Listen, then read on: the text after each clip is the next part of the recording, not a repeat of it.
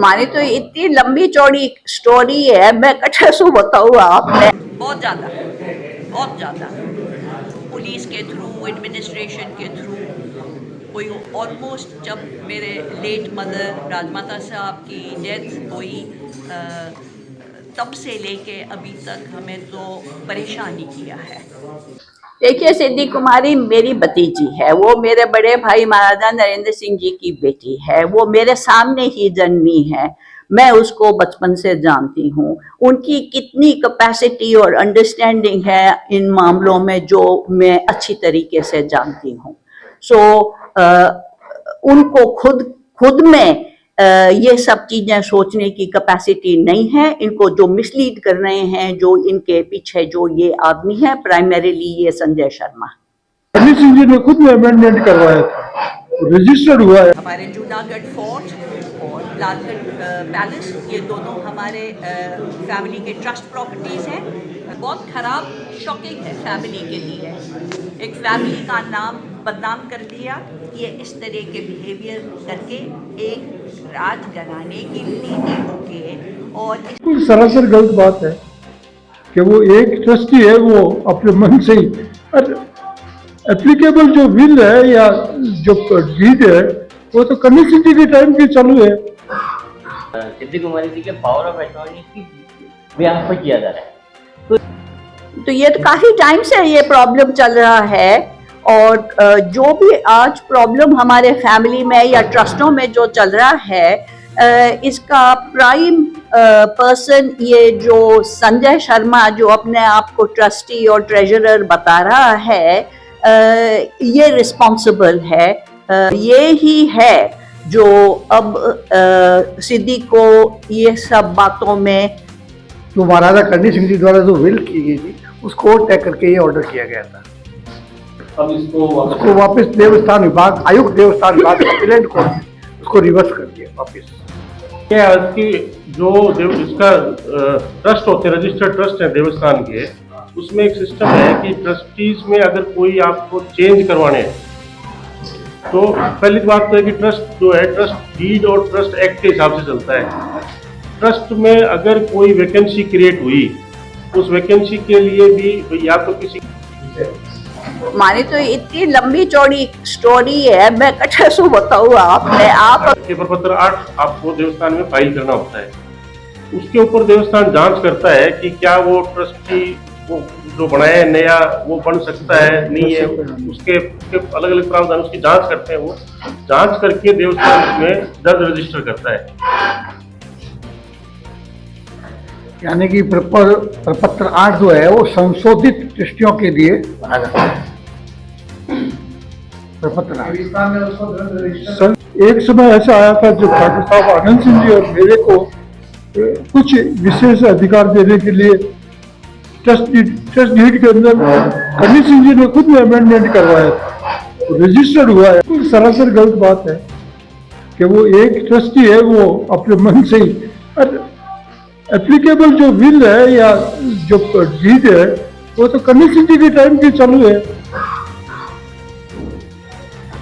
जो उन्होंने पूर्व में जो आदेश किया था ना, उसमें क्या था कि उन्होंने सिद्धि कुमारी जी एक ने अपने आप को करके 4 ट्रस्टी और नए ले लिए, और जो 4 ट्रस्टी नए लिए वो एक ट्रस्टी कायदे से ट्रस्ट डीड और ट्रस्ट एक्ट के प्रावधान से एक अकेला ट्रस्टी 4 को हटा के 4 नए ले ले, ऐसा प्रावधान है नहीं। इसमें होता है कि कोरम कंप्लीट होना चाहिए, मिनिमम 3 का कोरम होता है, और मीटिंग कॉल करने का भी एक सिस्टम है। ट्रस्टी सेक्रेटरी मीटिंग कॉल करेगा, अध्यक्ष के आदेश से करेगा, विधिवत मीटिंग होगी, फिर वो कोई भी अगर आप चीज पारित करते हो तो वो विधिवत माना जाएगा। लेकिन ये उन्होंने अलग से ही उसको राजनाथ साहब की विल का हवाला देते हुए हमारे को उन्होंने वार्निंग किया, हमारे से पूछा कब हमें डिस्क्वालीफाई किया है, तो देवस्थान वाले हमें पूछते तो सही। एक जगह मैंने हिंदी में दस्तखत किया है, उसके लिए भी उसको उन्होंने मान लिया था ये इनके दस्तखत नहीं है, जबकि मैं हाजिर हूँ, मैं जिंदा हूँ, मेरा वकील वहाँ है, तो वो डिसाइड करने वाले कौन के ये गलत है सिग्नेचर या आनंद सिंह के नहीं है। तो सरासर ये तो राजनीति चली है इसमें। इस पूरे इशू में पुलिस का इंटरफेयर क्या है? जो पूरे इशू में पुलिस का क्या इंटरफेयर है? इस राजनीति है, वो एमएलए है। नहीं, इसमें क्या है, जो संवैधानिक पद पर है सिद्धि कुमारी जी, उस संवैधानिक पद का आओ ये सब आओ। हैप्पी न्यू ईयर वकील साहब। तो संवैधानिक पद का दुरुपयोग करते हुए पुलिस को यहाँ अपॉइंट किया हुआ है। इसका क्या रोल है? किसने तो इनको, क्या खतरा है इनको? पहले भी इन्होंने बुलाई थी और अभी फिर बुला ली। तो ये तो क्यों लगा रखा है? That is the point. Administration इनके इशारे पे चलता है या एडमिनिस्ट्रेशन का खुद का भी कोई रोल है? इसके लिए क्या आपने कुछ आगे दिया परिवार सब दिया, उनको लिख के दिया, मिल के आए कल। वो क्या सोच रहे हैं? लेकिन ये जो ऑर्डर है वो बहुत बड़ा समय लगेगा। कॉपी मिल जाती ना? कॉपी दे देंगे आपको। हाँ, कॉपी प्रोवाइड कर देंगे। हमने कल कलेक्टर साहब को, आईजी साहब को, एसपी साहब को, तीनों को हमने ऑर्डर की कॉपी लगा के उनको परिवार दिया है कि साहब आप पुलिस का यहाँ रोल नहीं है, हम कोई वहाँ कोई गुंडे लेके थोड़ी दारे करें। सिद्धि कुमारी जी के पावर ऑफ अटॉर्नी की बयान पर किया जा रहा है, तो ये हम कह नहीं सकते कि उनका कोई रोल नहीं है। जो भी नाम हो रहा है, जो भी काम हो रहा है, उनके नाम से हो रहा है। अब संजय शर्मा जो पावर ऑफ अटॉर्नी है, मदन सिंह जी जो पावर ऑफ अटॉर्नी है, उन लोगों ने सिद्धि कुमारी जी से कंसेंट ली है नहीं ली है, ये तो वो बता सकते हैं। हम कैसे इसमें आज की तारीख में वो फर्ज पर मेरा सवाल ये नहीं, मेरा सवाल ये है कि क्या सिद्धि वैसा इस पूरे मामले में कहीं न कहीं दोषी है या नहीं है? देखिए, सिद्धि कुमारी मेरी भतीजी है, वो मेरे बड़े भाई महाराजा नरेंद्र सिंह जी की बेटी है, वो मेरे सामने ही जन्मी है, मैं उसको बचपन से जानती हूँ। उनकी कितनी कैपेसिटी और अंडरस्टैंडिंग है इन मामलों में, जो मैं अच्छी तरीके से जानती हूँ।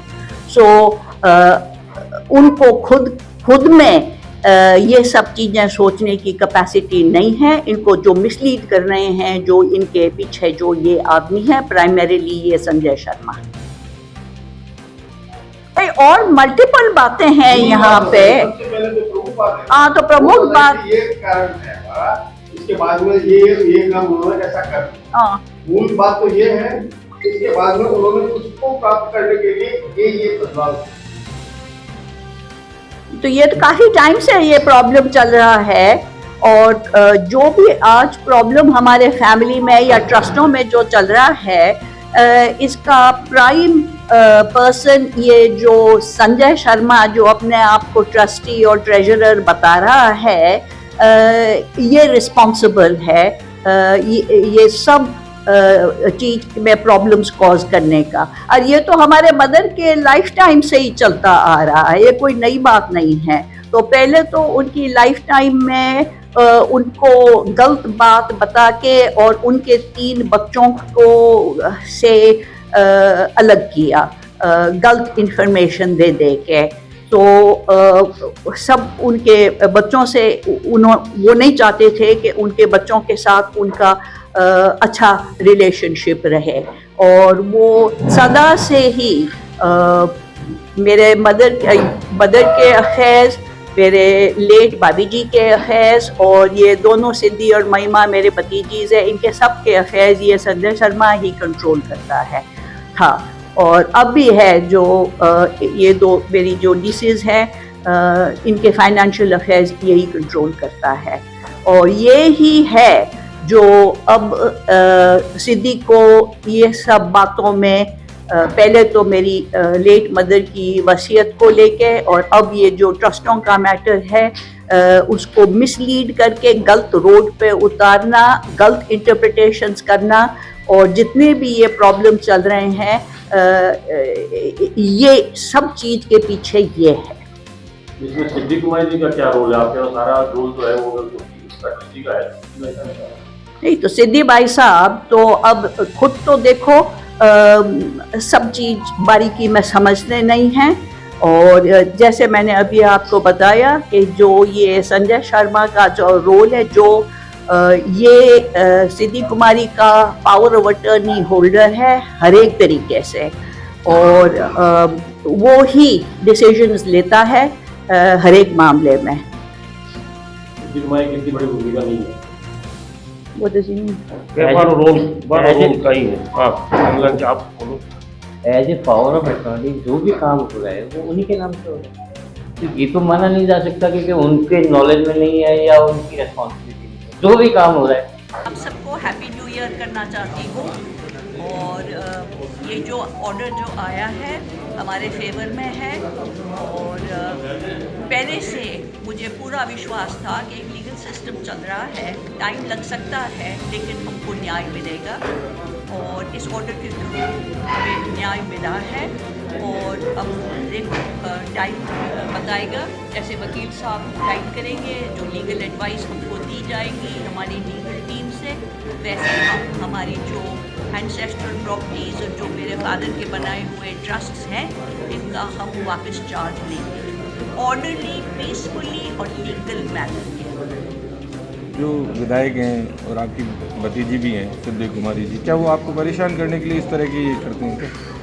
बहुत ज़्यादा पुलिस के थ्रू, एडमिनिस्ट्रेशन के थ्रू, कोई ऑलमोस्ट जब मेरे लेट मदर राजमाता साहब की डेथ हुई तब से लेके अभी तक हमें तो परेशानी किया है।